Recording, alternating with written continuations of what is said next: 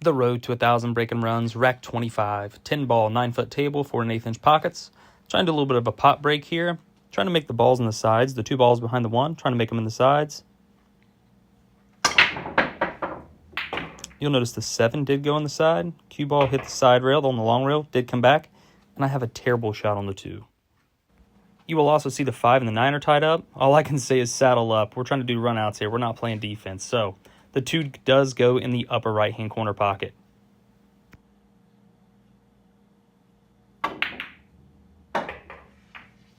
Firing the 2 ball in, running into the 3 and sending it toward the 5. Was very fortunate to have it run into the 5 and the 9, breaking them up. Now this rack is completely runnable. We see the 3 ball does go in the right-hand side pocket.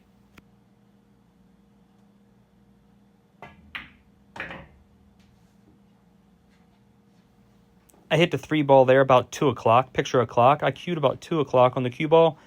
Went down table, come back up. Left myself a nice angle on the 4. Shooting the 4 ball down here in the lower left. I hit with bottom right-hand spin. Around 4:30, 5 o'clock on the cue ball. I have an excellent angle on the 5. Basically straight in. Now I can draw back just a little bit. Keep a great angle on the 6 and continue the run out. You will notice I do a couple practice strokes right there while I'm standing. You'll see a lot of good players do this. This tends to keep our arm loose. Keeping the arm loose is very, very key. You want to have a smooth stroke. It allows us to move the cue ball around a little bit more effortlessly. I do have an angle on the 6 ball here.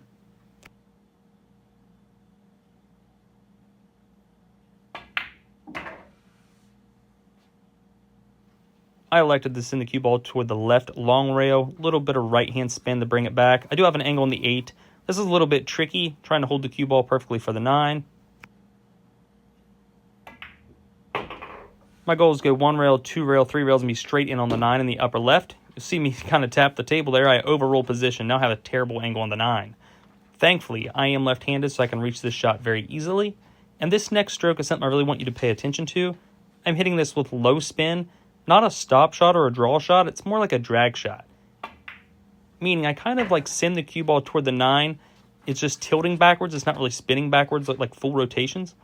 And that allows the cue ball, after it makes contact, to kind of kill and stay on that end of the table. And now I have a good shot on the 10 to conclude this rack on the Road to 1,000 Breaking Runs. And I did bobble the 10. I actually set this up and shot it a few more times. And again, rack 26 on the Road to 1,000 Breaking Runs. 10 ball, 9-foot table, 4 1/8-inch pockets. Cannot remember exactly how this break went, so I'm going to watch it with you. We'll see here. Trying to make the balls on the sides, the 2 balls behind the 1 ball. Had a nice pop. I did make one of the balls on the side, on the left-hand side of the table. My corner balls did not go 4 rails, but thankfully I made a ball, and I have a shot on the 1 to continue the run. The 2 balls right there next to the 1, I do believe. Yep. Getting my bridge hand right on the rail, as you see. Getting something nice and comfortable. Float the 1 in.